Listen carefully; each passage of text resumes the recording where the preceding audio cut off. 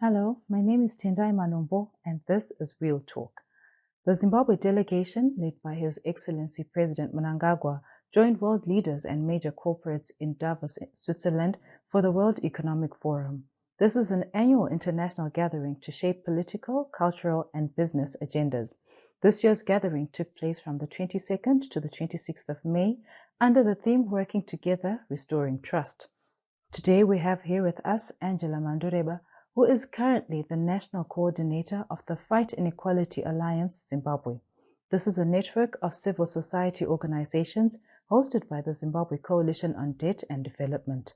As a communications and campaign specialist, she is passionate about public policy and governance issues in Zimbabwe and beyond. Her work experience exposed her to high-level policy engagements, documentation of issues, amplifying citizens' voices, as well as strengthening and influencing grassroots activism and agency through work at community level. She's also passionate about supporting the cause for socio-economic reforms aimed at advancing sustainable economic development in general and the development of ordinary citizens in particular. Furthermore, she strongly believes that the success or failure of any economic policy should be measured against its ability to respond to the needs of and interests of vulnerable members of the society.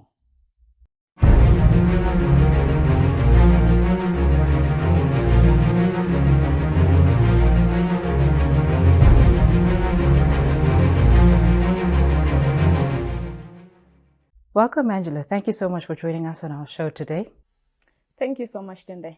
All right. May you please just help us understand what the Fight Inequality Alliance stands for, what it stands for globally, and what your agenda is here in Zimbabwe? Okay, thank you so much. So the Fight Inequality Alliance is really a growing movement against inequality. Oh, so it's not an organization. It's just a movement. Right, okay. Because when we look at it in the Zimbabwean context, it's the Fight Inequality Alliance Zimbabwe that is being convened by the Zimbabwe Coalition on Debt and Development.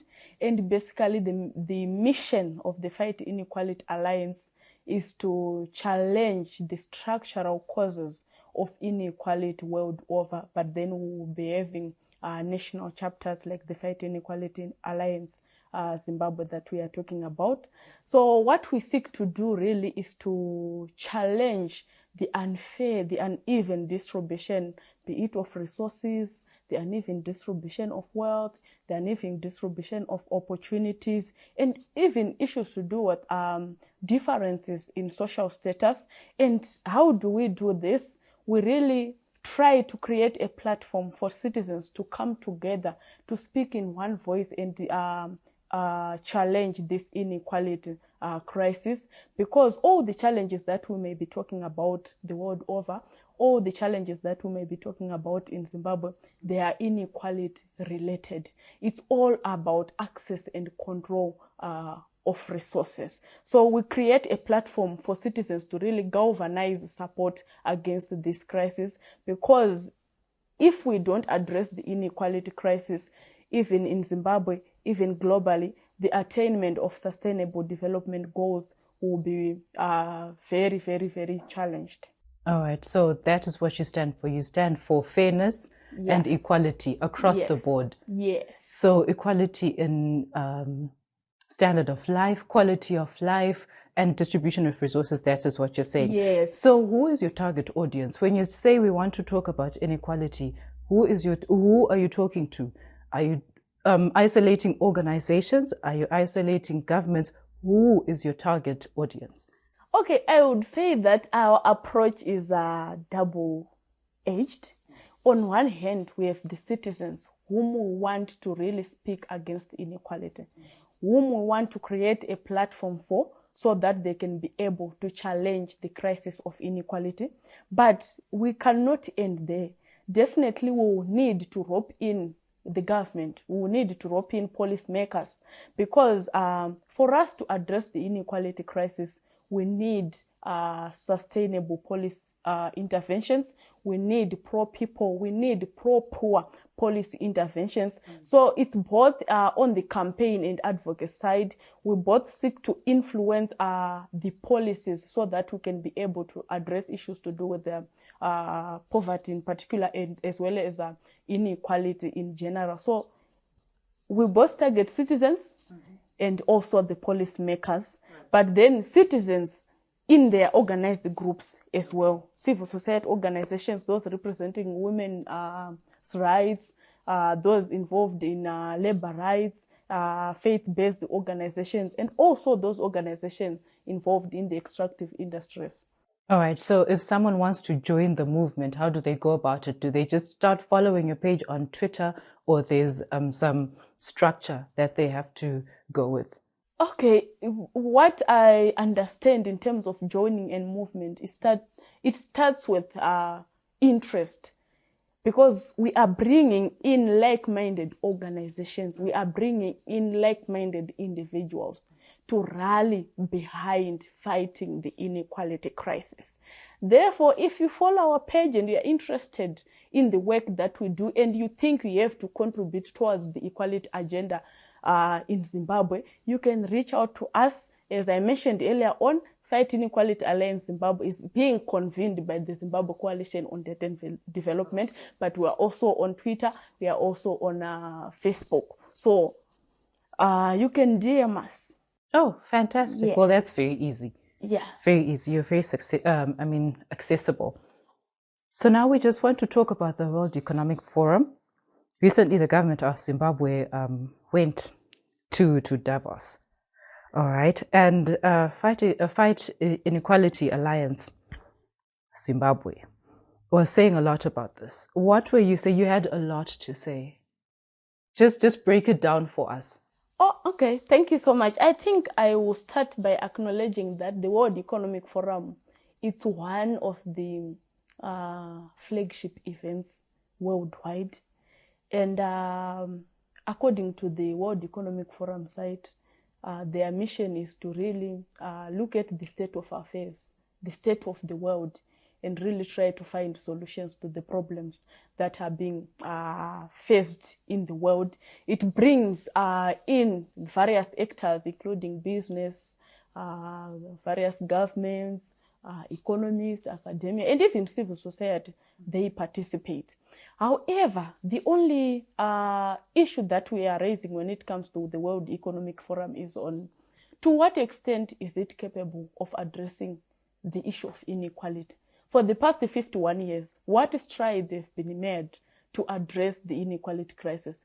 Because the challenge is, this is a platform for the elites. This is not a platform for ordinary people.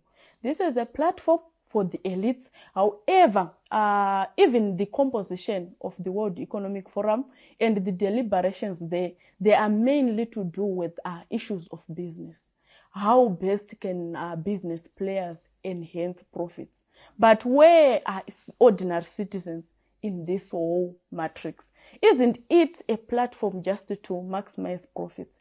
Isn't it a platform just meant to bring policymakers closer to business people? Right. In the case of Zimbabwe now, what we were saying is, of course, Zimbabwe cannot be isolated from the international community. You are aware that we are living in a global village, yes, and we need to participate in some of these international platforms.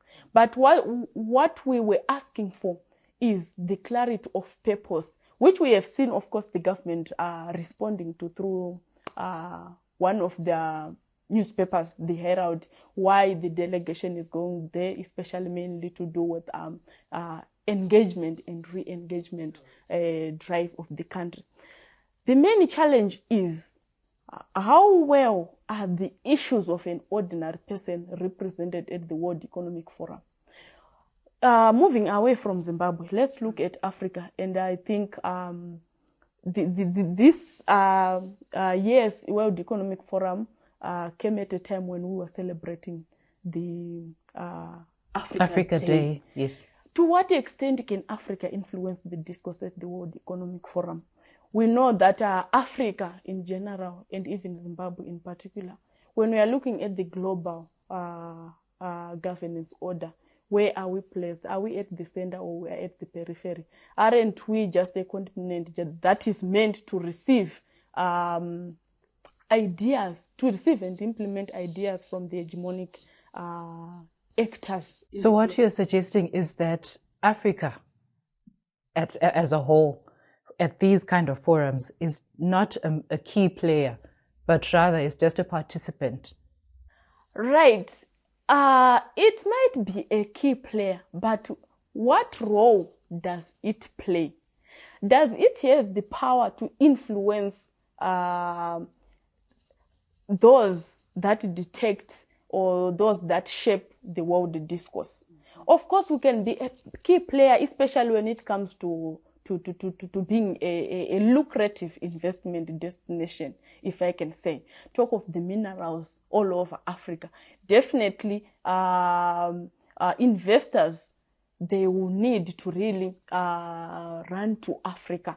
But then in this context, maybe what we should focus on at this point is, why can't Africa just unite and concentrate on that which we have developed ourselves? We have our own platforms. We have our own initiatives. Let's talk about the African Continental Free Trade Area, for instance.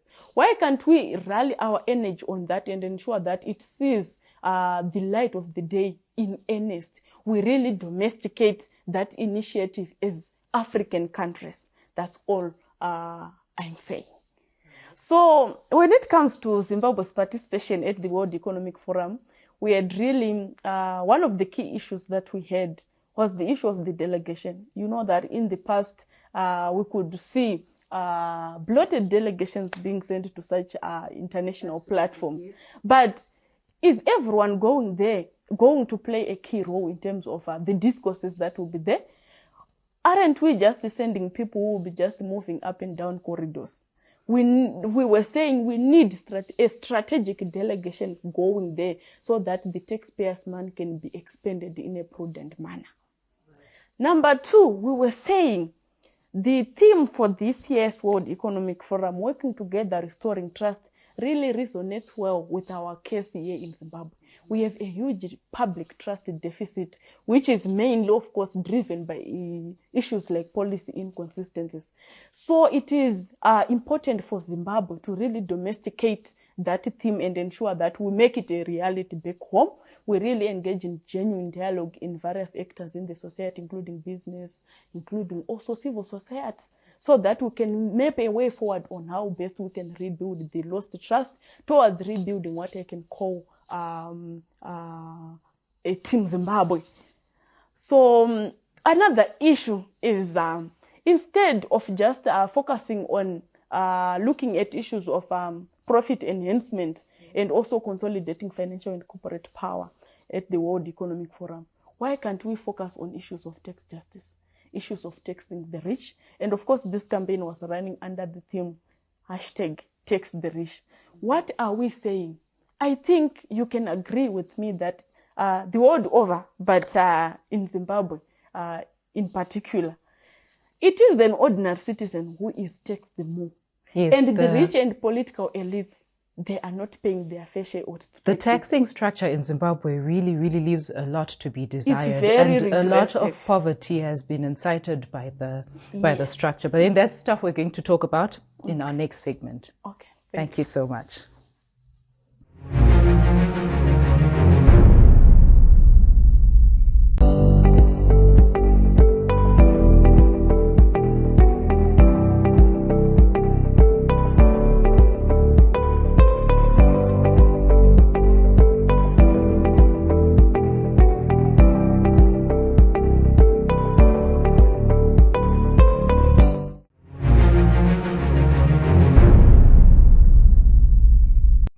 Okay, welcome to our second segment. And now we're going to talk more about Tax the Rich, with the hashtag Tax the Rich, which we started talking about in the first segment. We know that it's a global movement. You know, celebrities are even talking about it in Hollywood. When there was a lady who had a dress with the hashtag Tax the Rich. And, you know, it's an issue that affects people across the world. But in the Zimbabwean context, please just tell us what you mean, what the movement, FIRE, is talking about when they say tax the rich.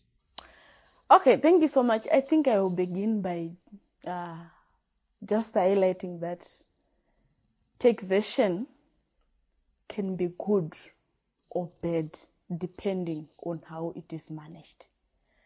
In order for it to really bring in the much needed results and benefits, there is need for tax good governance.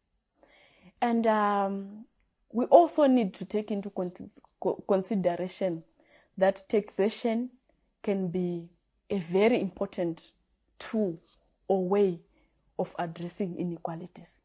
Why am I saying so? Number one, taxation assists in revenue collection. The revenue that is needed by the government to provide public services. Mm-hmm. Number two, taxation is also important in redistributing wealth. Absolutely. Because in any given society, especially in high unequal countries, we will be having two strands of the society, two sections of the society. On one hand, we have the haves. On the other hand, we'll be having the have-nots.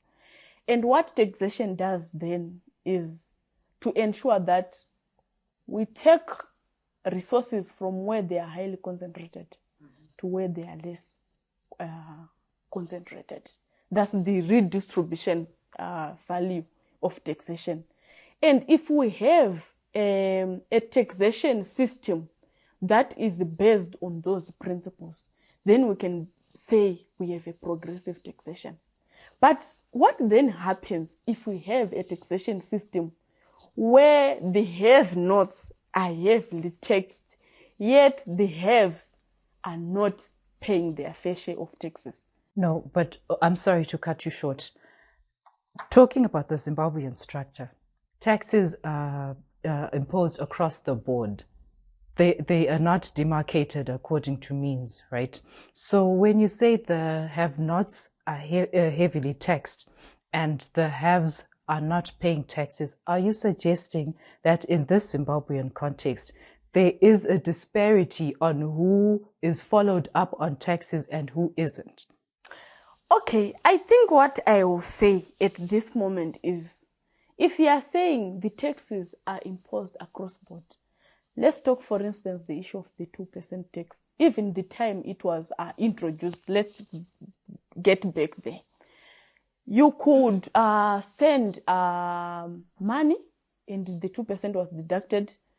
But what was the cut-off? What was the ceiling for that when we started? I think it was around 10,000.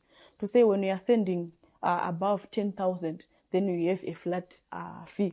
But how many people can afford such amounts? Can someone in Budiriro afford that? Can someone in Mberengwa afford that? So it is the poor who depend on those small transactions who will continue to be taxed, yet these ones are cushioned by their fat pockets, if I can say it that way. Okay, let's also talk about the issue of tax incentives. Because when we are talking about the rich and the elites, we are not just talking about individuals, mind you. We are also talking about multinational corporations, big companies who come here to invest. Some of them are given tax incentives. By giving a tax incentives, we are having an assumption to say that will be the best way to lure investors. But no research has really linked that linked tax incentive to more investment. By the time we are giving a tax incentive to a multinational corporation, are we giving tax relief measures to the ordinary Zimbabweans? Aren't we prejudicing the government of the much needed resources to cater for the developmental needs of the poor? You see, already there is an imbalance. Let's talk about issues of tax invasion. These multinational corporations, in as far as they can be given tax incentives, they also have the resources, they also have the capacity even to avoid paying what they are supposed to be paying. The issue of illicit financial flows, for instance, revenue leakages. So why can't we drive our efforts towards ensuring that those rich and elites pay enough taxes? I think you can agree with me that we can bring on board the discourse around lifestyle audits. Yes. We know that ZAC, I think around 2018, they said that they really want to get into issues of lifestyle audits to ascertain where someone is getting his or her wealth. Then under the tax the rich discourse, we'll be saying some may be rich by evading taxes. Some may be rich by manipulating the taxation system and ensuring that they are not remitting the taxes they are supposed to pay. Then lifestyle audits will then help us to determine whether you have accumulated wealth through tax evasion or not. And if you have done so, then it means we have to recover those assets. The issue of lifestyle audits is really something that we should take seriously as a country. Then we need also to ensure that we institute genuine tax relief measures from ordinary citizens. Because what we are talking about, the hashtag tax the rich, it's not something unconstitutional. It's something which is in the Constitution. I will refer you to Section 298, subsection B of the Constitution, which talks about the principles that must guide public finance management. And one of those principles is that the burden of taxation must be shared fairly in Zimbabwe. So it will mean that in as far as citizens have the duty to pay taxes, it has to be done in a fair manner and not burdening one section of the society whilst giving some favors to the other section of the society. And on the 2% tax that we were talking about, why can't it be pegged above the poverty datum line to say, if you are sending this money which is below the poverty datum line, then you are not what? You are not charged the 2% tax. That way we can cushion the poor and vulnerable. That is if we have failed to scratch the 2% tax. Right. So are you saying, after you've said everything, right, are you suggesting that the rich should be punished for being rich? No. That's not what I'm saying. Because some people have worked hard. Some generations have worked very hard and money has just kept on growing within the family. Yes, very true. But I'm not saying the rich must be punished for being rich. No, get me correct. Mm-hmm. I will respond to this maybe with special reference to the issue of the wealth tax. Mm-hmm. We are not saying you have to be punished for being rich because that's unacceptable. But what we are saying is wealth tax is one of the moral measures to redistribute wealth in a society. To say if you have more, why can't you share with those who have less? If we tax you more because you have more, we'll get more revenue that we will need to uplift the standards of the ordinary Zimbabweans. So we are not saying you have to be punished for being rich. No. Okay. We are saying it's a moral measure to redistribute wealth in the society. Okay. All right. Thanks for that clarity. I just wanted to take us back to the World Economic Forum. What is your assertion? What is your comment on the assertion that Zimbabwe's attendance is mainly for re-engagement and to market Zimbabwe as a destination for investors? Right. I think like I mentioned earlier on, Tendai, we cannot live outside the global village. Yes. As a country, we definitely need access to international markets. Mm-hmm. We definitely need international investors to come and invest in our country. Mm-hmm. So, yes, Zimbabwe cannot be isolated It cannot live in a vacuum. It's a noble idea to go at the World Economic Forum and quote investors. But what we are saying from the inequality perspective, we really need to ensure that all the re-engagement and engagement exercise must be premised on fighting inequality in the country. It must be premised on reducing poverty.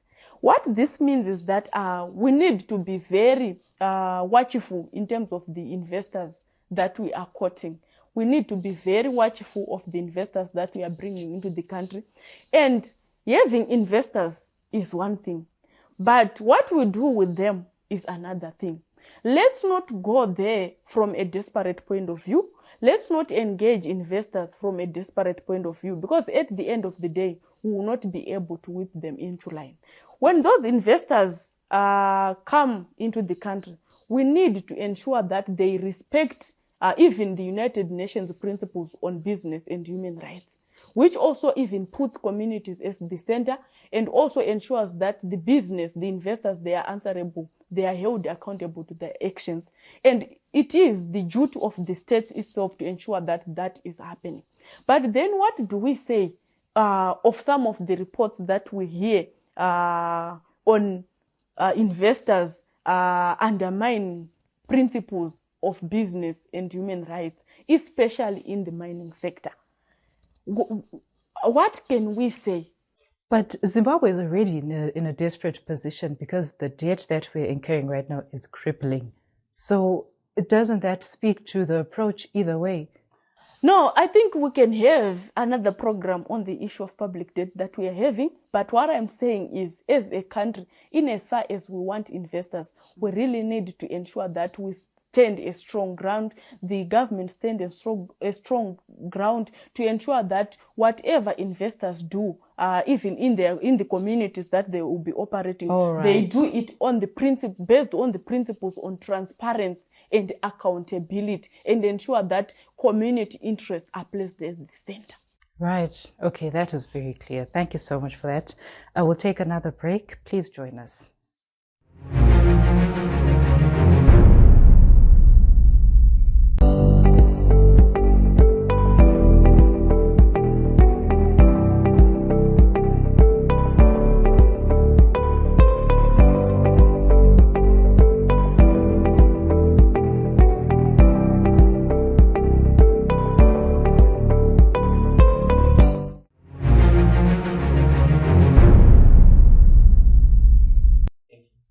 Thank you so much for joining us in our third and final segment, where we're talking to Angela from the Fight Inequality Alliance Zimbabwe. And in our last segment, Angela, we were just talking about the re-engagement of Zimbabwe back into the Western community and bringing investors into Zimbabwe. And in your opinion, how have the last forums benefited Zimbabwe?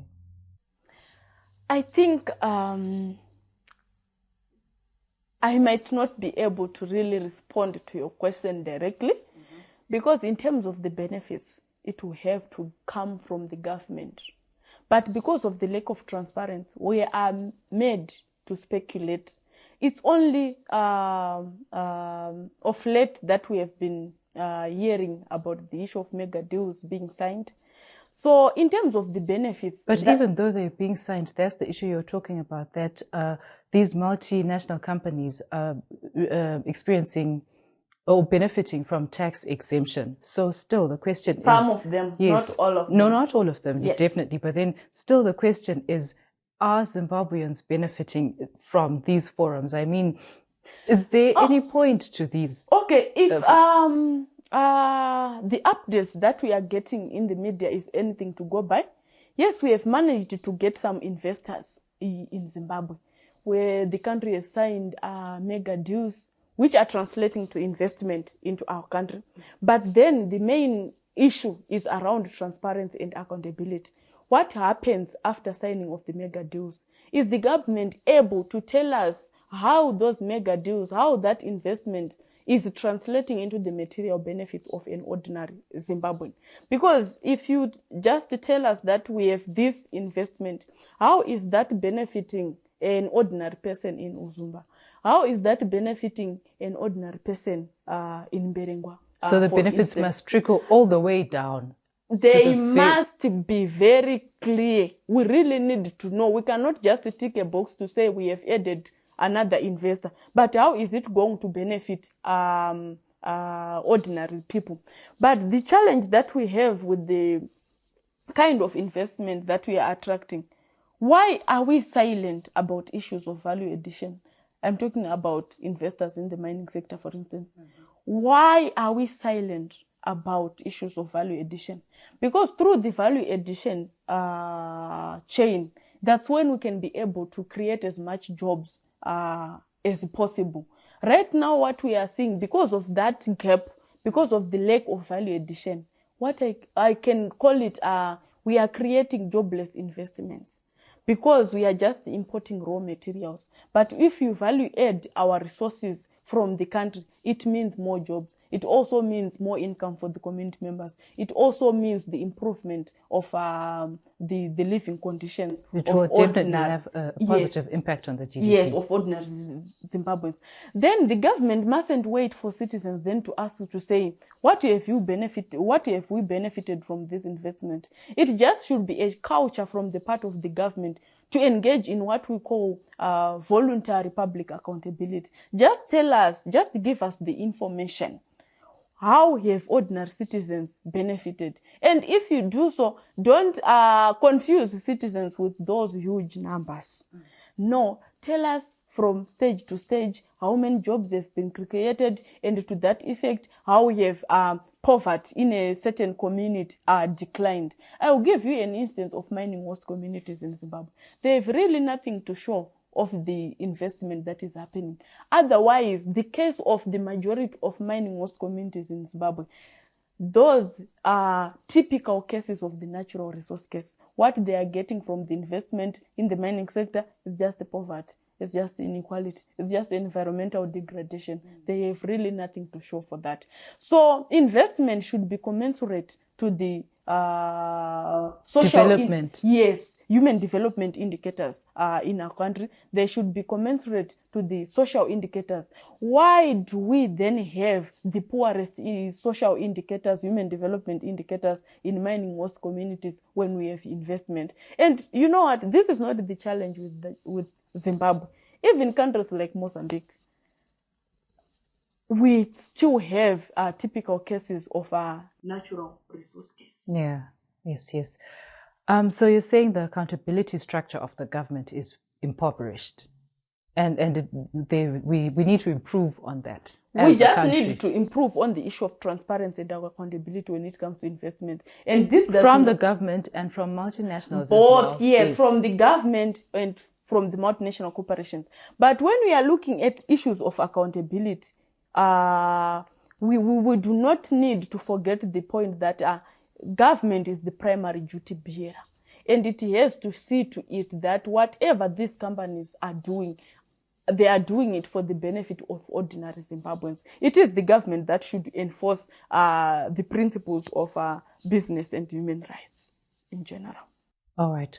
So now going forward, regarding Davos, what recommendations can you offer to the government of Zimbabwe? I think, like I said earlier on, we need to domesticate this year's Davos theme. It's really important for us. It really resonates with our situation in Zimbabwe, like I highlighted. We need to ensure that we direct our efforts towards rebuilding the lost public trust. And not just look good to the international community about our attendance in that. It actually needs to be implemented in Zimbabwe. Let's come back and implement that theme. Working together, restoring trust.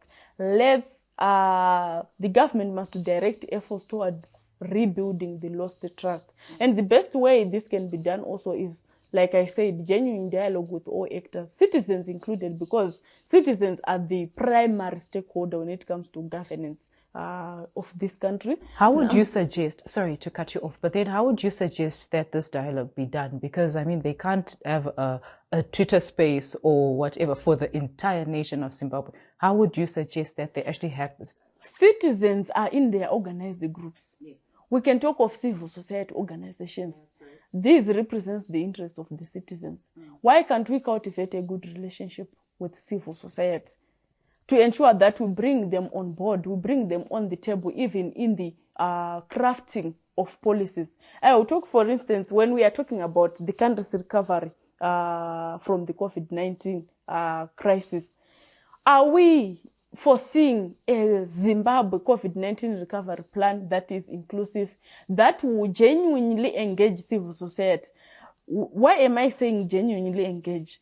There is a difference between just consulting and say, what do you think about this? And civil society says, do you take that on board? Do you engage in earnest conversations to say, we don't think this works because of A, B, C, D. So we need genuine engagement of citizens in their organized groups so that there is no suspicion. The challenge that we have, especially in the policy landscape of this country, there is a lot of suspicion. On the one hand, citizens will be saying the government is not for us. On the other hand, the government will be saying citizens are against us. You know, that kind of a relationship. So we need to rethink the relationship between the government and the civil society organization. We need to have a complementary role, but not undermining the watchdog role that civil society also plays. So we really need to think through that, especially as we work towards a post-COVID-19 recovery plan as a country.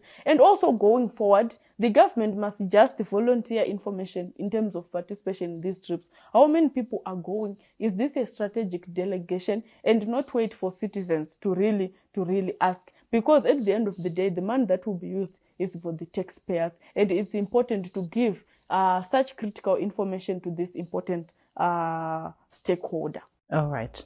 So I cut you off. Are these all the recommendations that you can think of off the top of your head? Another one will be issue of policy consistency, because it really undermines public. If we have policy inconsistencies, it undermines public confidence in the policy regime of the country. We also need to talk about the issue of wealth tax and lifestyle audits. I think it's high time for Zimbabwe to really consider that one and ensure that we address the tax injuries, the inequalities that we were talking about earlier on. Issue of a wealth tax, it might be a bit unpopular, but it's something that can be done. Lifestyle audits, we need political will to ensure that we undertake those lifestyle audits. The ZAC and the ZIMRA, they have to really cooperate and work together to ensure that we have lifestyle audits. And genuine action is also taken when the undesirable results are found out.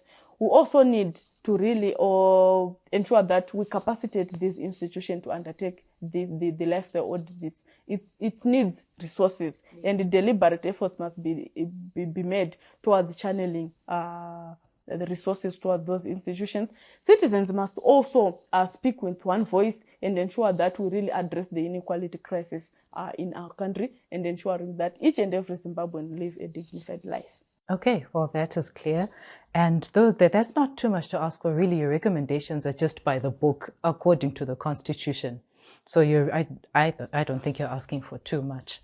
So we play a little game on this show. I did mention it to you.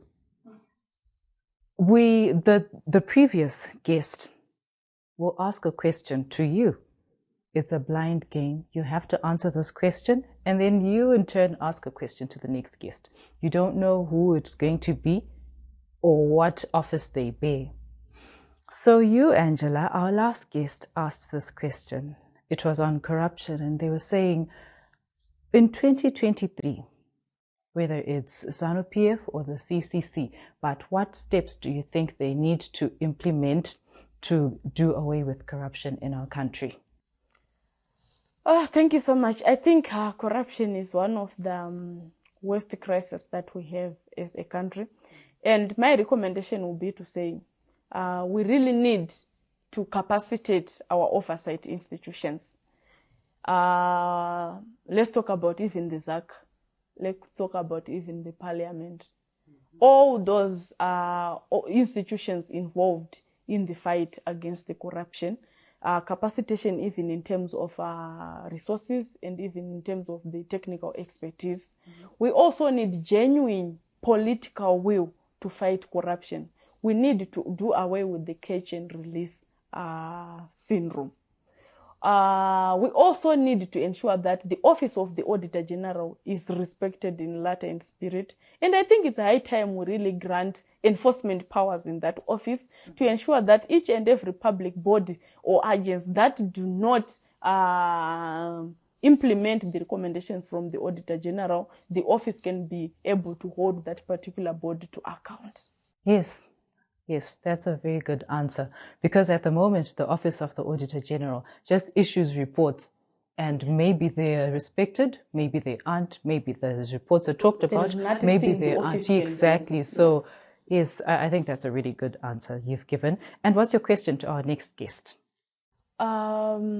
Besides taxing the rich, what can be done to address the inequality crisis in Zimbabwe to ensure that we really attain sustainable development goal number 10? Thank you. Okay, that is quite a mouthful, and I really hope our guest will be able to answer it in great detail.